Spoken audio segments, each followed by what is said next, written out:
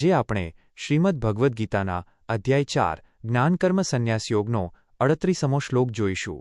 ગઈકાલે ભગવાને જ્ઞાનાગ્નિનું અદ્ભુત દ્રષ્ટાંત આપતા સમજાવ્યું હતું કે જેમ પ્રજ્વલિત અગ્નિ ઈંધણને ભસ્મ કરી દે છે, તેમ જ્ઞાનરૂપી અગ્નિ સમસ્ત કર્મોના બંધનોને બાળીને ભસ્મ કરી નાખે છે. આજે ભગવાન જ્ઞાનની પરમ પવિત્રતા અને તેને આત્મસાત કરવાની સહજ સમય પ્રક્રિયાનું રહસ્ય આપણી સમક્ષ પ્રગટ કરે છે. નમસ્કાર મિત્રો, ડિજિટલ કી શ્રેણીમાં આપનું સ્વાગત છે. ગઈકાલે શ્લોક 37માં આપણે જોયું કે સાચું જ્ઞાન એક એવો દિવ્ય અગ્નિ છે જે આપણા તમામ અજ્ઞાન અને કર્મોના નકારાત્મક બંધનોને ભસ્મ કરી દે છે.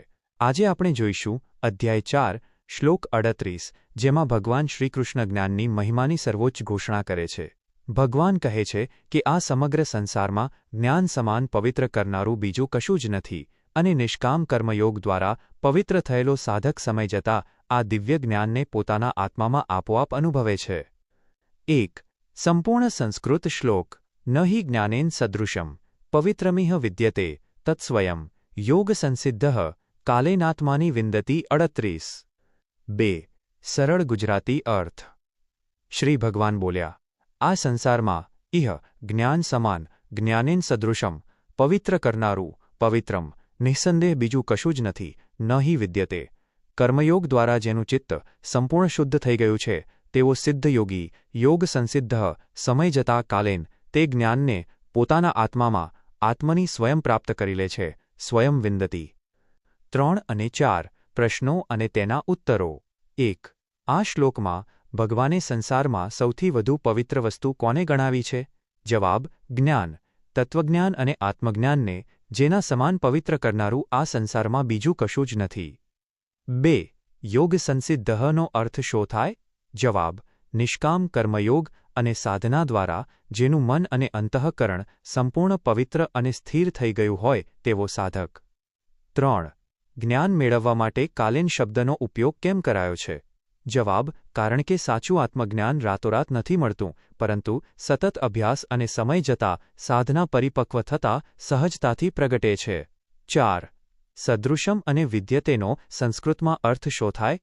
જવાબ: સદૃશમ એટલે સમાન જેવું અને વિદ્યતે એટલે અસ્તિત્વમાં છે અથવા છે. 5. શા માટે જ્ઞાનને ગંગા કે પવિત્ર તીર્થો કરતાં પણ શ્રેષ્ઠ પવિત્ર ગણાવ્યું છે? જવાબ: કારણ કે પાણી કે તીર્થ કેવળ શારીરિક શુદ્ધિ આપે છે, જ્યારે જ્ઞાન મનુષ્યના મન, બુદ્ધિ અને આત્માના તમામ અજ્ઞાન તથા કલ્મશને સદા માટે ધોઈ નાખે છે. 6. આ આત્મજ્ઞાન સાધક ક્યાં અનુભવે છે? જવાબ: આત્મની વિંદતી. પોતાના જ આત્માની અંદર બહાર શોધવાની જરૂર રહેતી નથી. 7. આ શ્લોક આપણને સાધનામાં કયો ગુણ કેળવવાની પ્રેરણા આપે છે? જવાબ: ધૈર્ય, પેશન્સ, અધીરા થયા વગર નિરંતર સન્માર્ગે ચાલતા રહેવાની પ્રેરણા. 8. સ્વયં શબ્દ અહીં શું સૂચવે છે? જવાબ: જ્યારે યોગ્ય સમય અને પાત્રતા આવે છે ત્યારે જ્ઞાન માટે કોઈ બાહ્ય આડંબરની જરૂર નથી રહેતી, તે સ્વયં સ્ફુરે છે. 9. આજના વ્યાવહારિક જીવનમાં આ શ્લોકનું શીખવણ શું છે? જવાબ: પવિત્ર વિચારો, સાચું શિક્ષણ અને નૈતિક જ્ઞાન જ મનુષ્યના વ્યક્તિત્વને સાચા અર્થમાં શ્રેષ્ઠ બનાવે છે. 10. આ શ્લોક કયા અધ્યાયનો છે? જવાબ: ચોથા અધ્યાયનો 38મો શ્લોક. 5. જીવનનો ઉદ્દેશ. 1. આંતરિક વિવેક અને વિચારશુદ્ધિને પ્રાધાન્ય આપવું. પ્રાયોરિટાઇઝિંગ મેન્ટલ એન્ડ મોરલ પ્યુરિટી. ભગવાન ન હિ જ્ઞાનેન સદૃશમ પવિત્રમનો પરમ સંદેશ આપે છે. જીવનનો એક મોટો ઉદ્દેશ એ છે કે આપણે માત્ર બાહ્ય દેખાવ કે ભૌતિક સુંદરતા પાછળ ન ભાગીએ, પરંતુ આપણા વિચારો અને જ્ઞાનને પવિત્ર બનાવીએ. પવિત્ર જ્ઞાન જ મનુષ્યને સ્વાર્થ, ઈર્ષ્યા અને છળ-કપટથી બચાવે છે. જ્યારે તમારું જ્ઞાન શુદ્ધ હોય છે ત્યારે તમારા નિર્ણયો સાચા પડે છે. 2. સતત સત્કર્મ અને ધૈર્ય. કાલેન trusting the process and working with patience. કાલેન આત્માની વિંદતી. આજના ઝડપી યુગમાં લોકોને તાત્કાલિક પરિણામ, ઇન્સ્ટન્ટ રિઝલ્ટ્સ જોઈએ છે.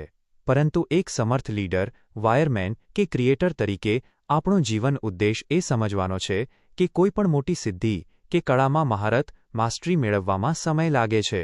જો આપણે રોજ પ્રામાણિકતાથી કામ કરતા રહીશું તો યોગ્ય સમયે ઉત્કૃષ્ટ પરિણામ આપોઆપ મળશે. 3. સ્વયં શોધ અને આત્મનિરીક્ષણ. આત્મની વિંદતી. ડિસ્કવરિંગ વિઝડમ વિધિન યોરસેલ્ફ. સાચો જીવન ઉદ્દેશ બહારની દુનિયામાંથી પ્રશંસા શોધવાને બદલે પોતાની આંતરિક ક્ષમતાઓને ઓળખવાનો છે. તમામ પ્રશ્નોના જવાબો અને શાંતિ આપણી અંદર જ રહેલા છે. જ્યારે તમે પોતાના કામમાં લીન થઈને ચિત્તને શુદ્ધ કરો છો ત્યારે તમારો આત્મા જ તમારો શ્રેષ્ઠ માર્ગદર્શક બની જાય છે. આ જ સાચી ડિજિટલ કી છે. નિષ્કર્ષ ટૂંકમાં 1. આ સંસારમાં મન અને આત્માને શુદ્ધ કરવા માટે જ્ઞાન સમાન પવિત્ર બીજું કશું જ નથી. 2. નિષ્કામ કર્મયોગ દ્વારા સિદ્ધ થયેલો સાધક યોગ્ય સમયે પોતાના આત્મામાં જ્ઞાનનો અનુભવ કરે છે. 3. ધૈર્ય અને નિરંતર સાધના દ્વારા પોતાની આંતરિક ચેતનાને પવિત્ર કરવી એ જ માનવ જીવનનો સાચો માર્ગ છે. આવતીકાલના શ્લોકની પૂર્વભૂમિકા. આવતીકાલે આપણે ભગવદ્ ગીતાનો એ અતિ પ્રખ્યાત અને શ્રદ્ધાનો સર્વોચ્ચ શ્લોક અધ્યાય 4 શ્લોક 39 જોઈશું. શ્રદ્ધાવાન લભતે જ્ઞાનમ તત્પરઃ સંયતેન્દ્રિયઃ. જેમાં ભગવાન જ્ઞાન પ્રાપ્ત કરવાની 3 અનિવાર્ય શરતો બતાવશે: શ્રદ્ધા, તત્પરતા અને ઇન્દ્રિય સંયમ. અને ઘોષણા કરશે કે આ જ્ઞાન પામીને મનુષ્ય તુરંત જ પરમ શાંતિને પ્રાપ્ત થાય છે. શ્રદ્ધા અને શાંતિના આ અદ્ભુત વિજ્ઞાનને સમજવા માટે જોડાયેલા રહો. આવતીકાલે ફરી મળીશું રાત્રે 8 વાગ્યે. જય શ્રી કૃષ્ણ.